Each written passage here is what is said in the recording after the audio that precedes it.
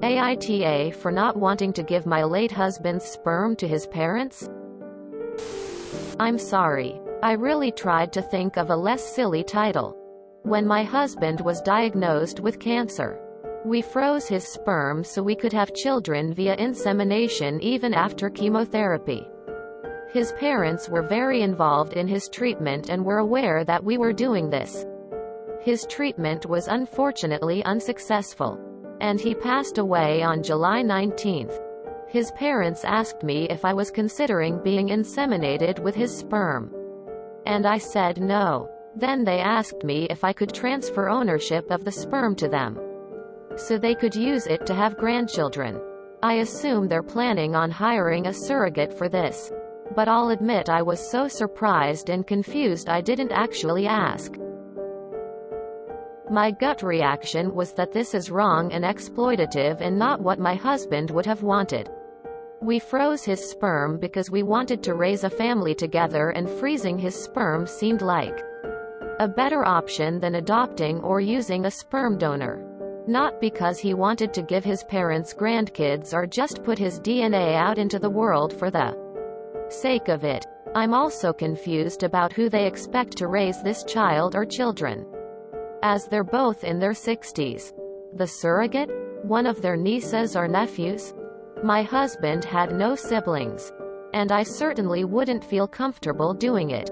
It feels like they just want their bloodline to continue without any thought to the practicality of it. Edit.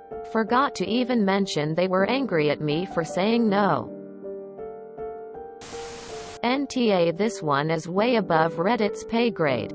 But my opinion? He married you. He entrusted your decision-making skills. I'd rather never have children than to die than have children grow up in this world without me. Do what your heart tells you to do. Your logic is already 100% sound. NTA. First, I'm so sorry you lost your husband. Second, I'm sorry these people are your in-laws. Your husband has been gone for less than 2 weeks, and they're circling like vultures asking you to make major decisions. They are grieving, too. But there's just no excuse. Tell them that everything you've read suggests that it's important not to make any major decisions for a year after a spouse's death. Tell them you appreciate them telling you what they're thinking, but you're going to table that and all other major decisions until a year has passed. Please don't ask again. And then, because I'm a catastrophist, if you know without having to even think about it that you don't want to use the sperm and you don't think your hub would have wanted the sperm used in this decidedly odd way, go to the sperm bank and have his samples destroyed immediately. By immediately, I mean next week. If his parents become fixated on this, they might decide to sue you for the sperm, which is insane. But insanity reigns these days. If there's no sperm, there's nothing to fight over. Again, I'm sorry this is even happening.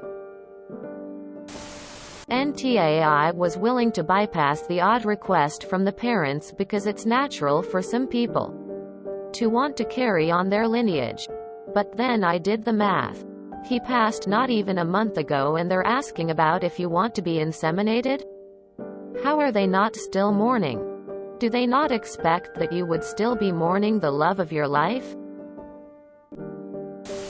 NTA. Firstly, my deepest condolences for the loss of your husband, and I hope grief counseling is a viable option for you, as it may help immensely. I've never commented in here before, but I had to for this one because I'm in tears. I lost my boyfriend to COVID-19 June 27 of 2020. I fell deeply in love.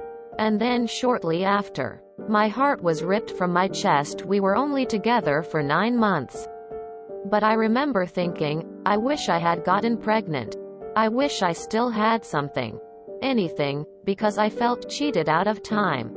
I say this because someone in a previous thread mentioned this as the bargaining stage.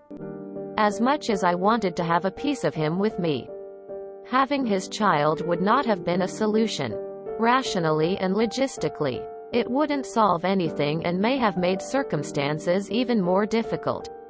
It's just incredibly inconsiderate to try and pressure you into this.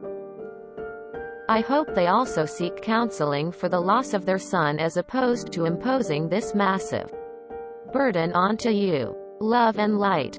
Friends. NTA, but I would see what kind of legal rights they have if they decide to pursue it. Dispose of it if you don't intend to use it before they can stop you. NTA. I'm so sorry. I lost my husband myself almost 2 years ago. Before destroying the sperm, please give it a little more time. I know from experience that feelings on stuff like this change when time goes by. His parents are suffering. I lost my first daughter when she was 7 months old, and 11 days after my husband died. By his own hands. My firstborn granddaughter died. So I do understand you're in their grief. They so desperately want to hang on to him. But this has to be your decision. NTA. Although I understand that it's rooted in grief, their response seems creepy and unhealthy.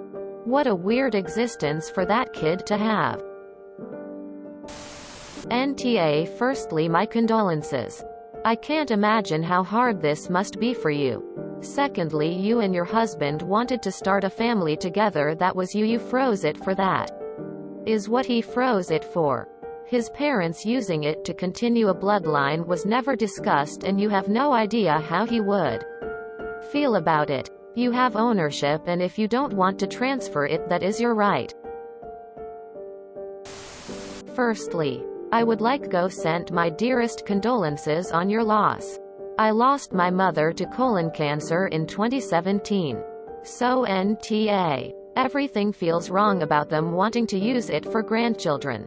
Both of y'all agreed to saving it for your future, which unfortunately will not happen. It sounds like he has siblings that have already given them grandchildren. So why do they feel the need to have more when they could possibly not always be there for them? Edit. Sorry, did not see that he was an only child. They need to accept that it won't happen if you choose not to, which you already have. At this point, I would say to have it destroyed before a court order occurs and drags this process on further. NTA. Grief takes many forms. All of you are on edge and raw. I would tell them you aren't ready to discuss the matter, but it would go against your husband. Expressed wishes. Hopefully, with a little time you can get some advice to better handle their request. NTA. I understand that they are grieving, but this is not healthy. The child that will result will not be an object that your in-laws can project their feelings onto. They'll be a real person. Please don't transfer ownership to your late husband's parents.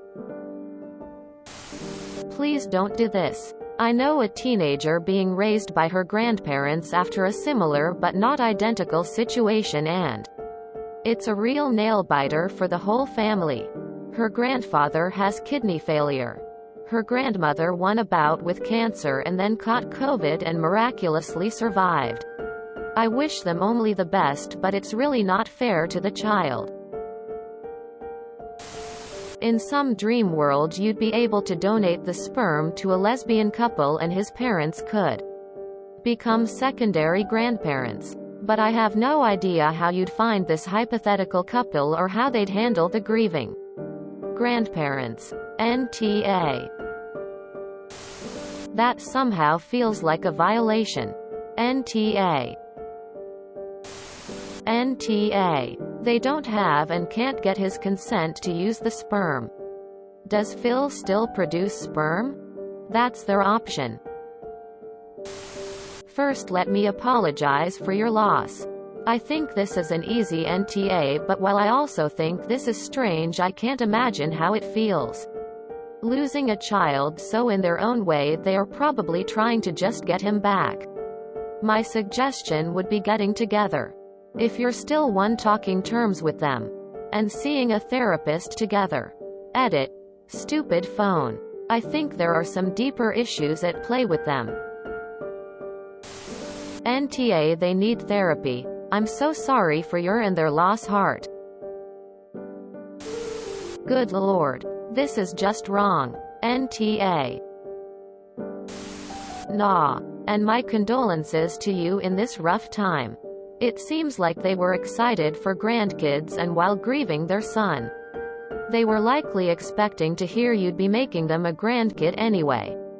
They don't want their lineage to die off, and the frozen sperm seems like a small win in a world of hurt. You're trying to respect what you believe your late husband would want. It's admirable. You are the owner of the sperm at this point, and what happens with it is now up to you to make the final call. Either decision. I'd say you're NTA. NTA. Your husband froze his sperm for the two of you to use for a child together. It was never his intent to have a baby with a stranger. To be raised by someone else. I'm so sorry for your loss. May he rest in peace. If you enjoyed this video, please check out our playlists full of similar content. AmITheAsshole is like doom scrolling for your ears. Please like, share, and subscribe.